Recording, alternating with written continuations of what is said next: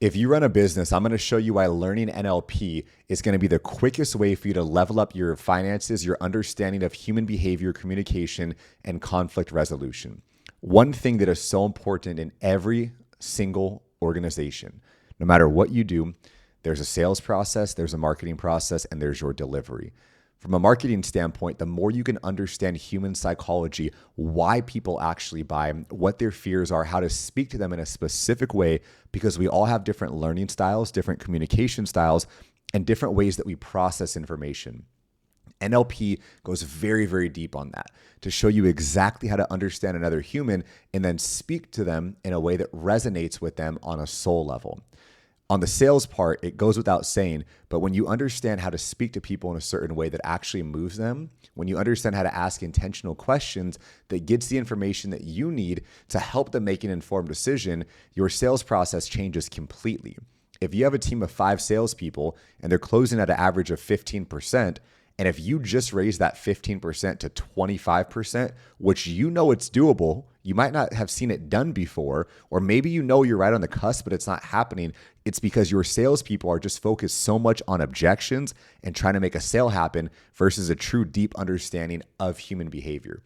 After reaching the very top level of NeuroLinguistic Programming, which is the trainer level, I've learned a few things that make all the difference in sales. Number one is that if you sell to people in a way that they actually want to buy, the tables turn.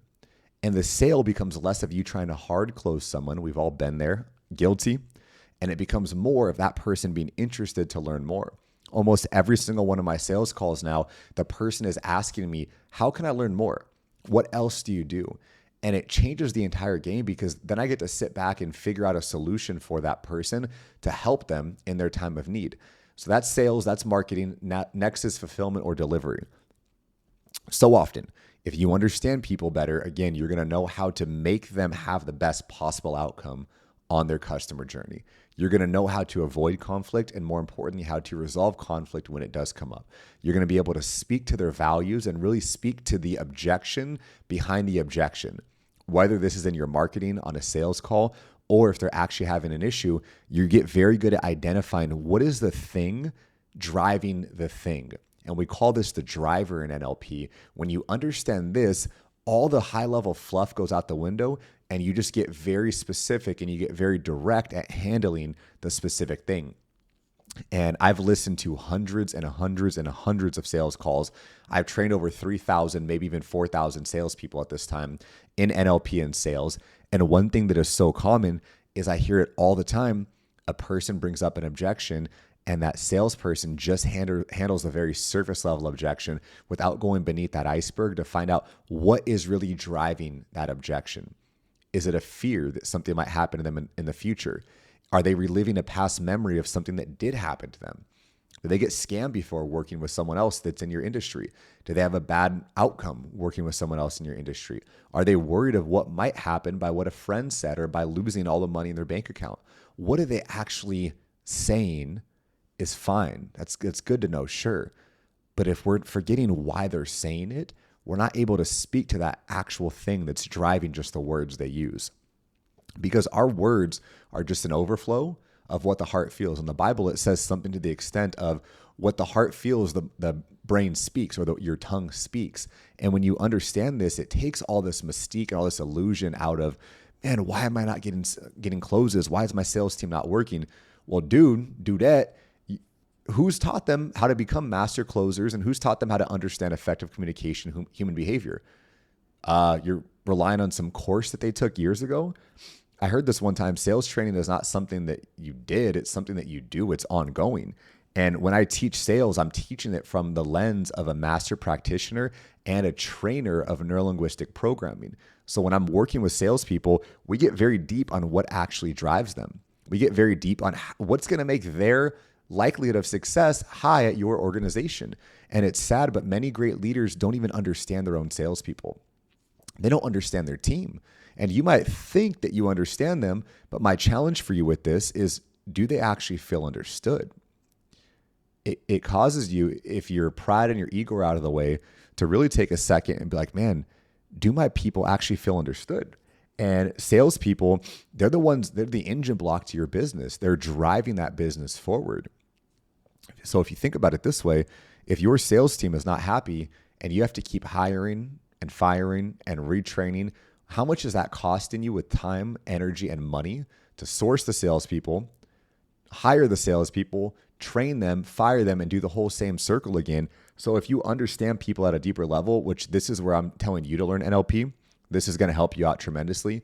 If you're a high-level leader or executive, I'll teach you one-to-one or with your executive team all these same skills, but in a way that's not just this huge field of NLP, but it's very specific towards your exact role in your organization to help you and your team level up in every single area when it comes to understanding people better and communicating better.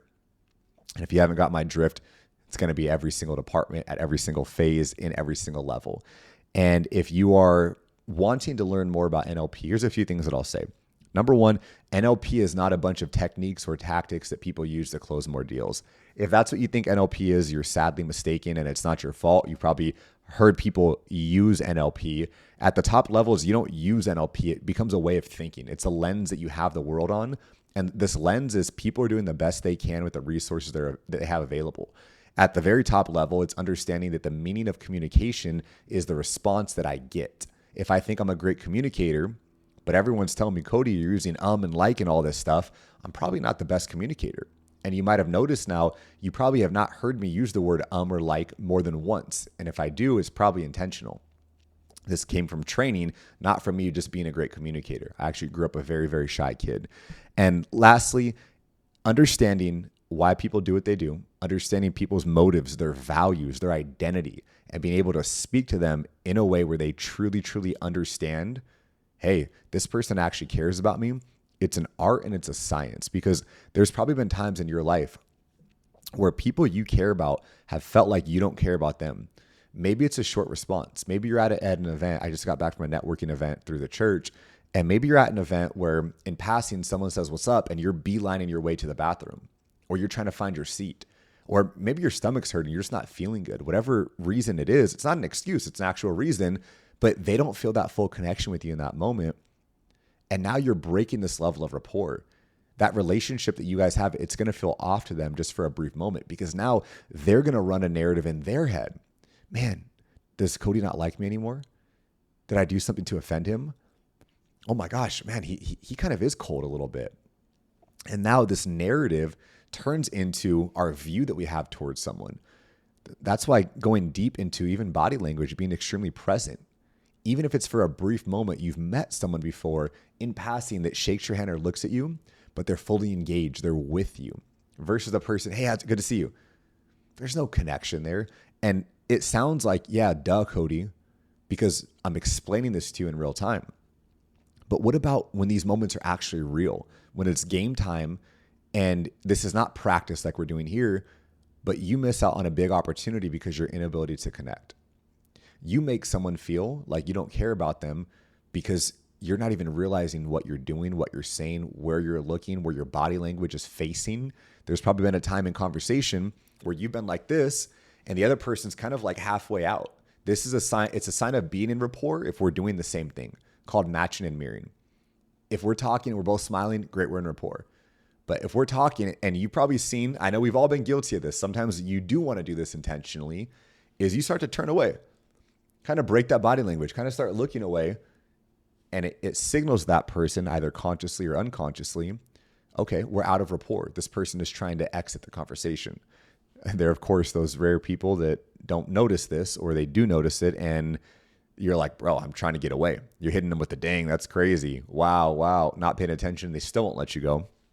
But people that have self-awareness, they realize that you're breaking rapport. You might even be doing this without knowing. But again, this is costing you money if you run a business. This is costing you money if you work in a business. All of these things that are happening are quantifiable with a positive ROI, that return on your investment of learning these skills, but also the negative.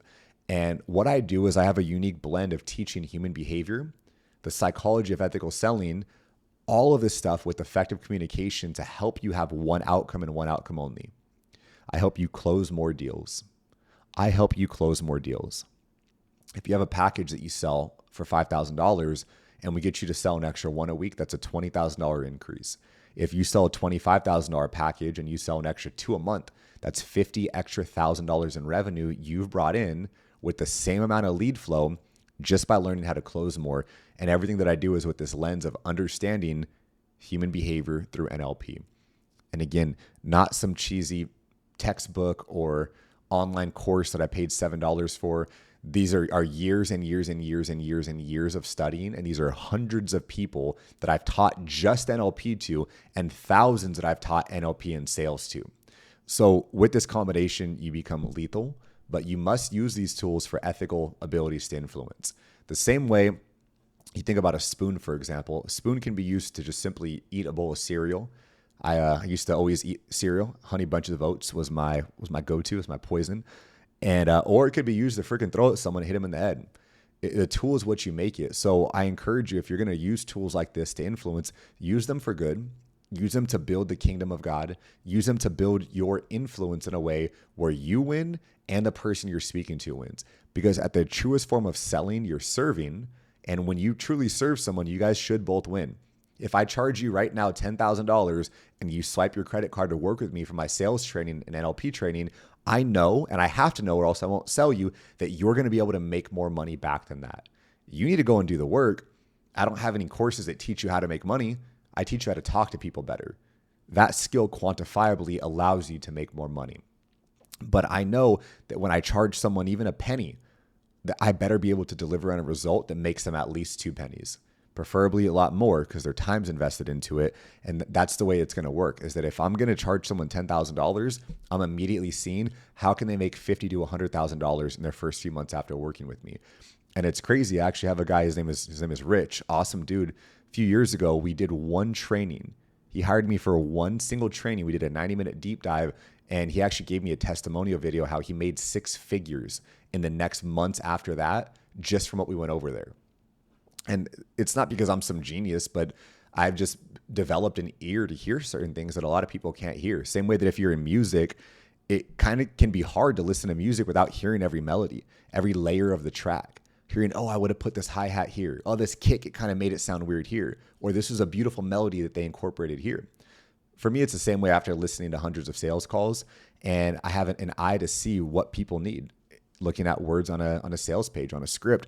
So I help you take your entire business from a marketing and a sales standpoint and revamp it and allow you to have a business that truly allows you to charge the prices that you want and help people while doing so. If you'd like to learn more information about how we can work together, I have low ticket offers and I have high ticket offers and things everywhere in between. But click the link in my bio and you can see what we have to work at this time, and it'd be a pleasure to work with you. See you soon. Bye-bye.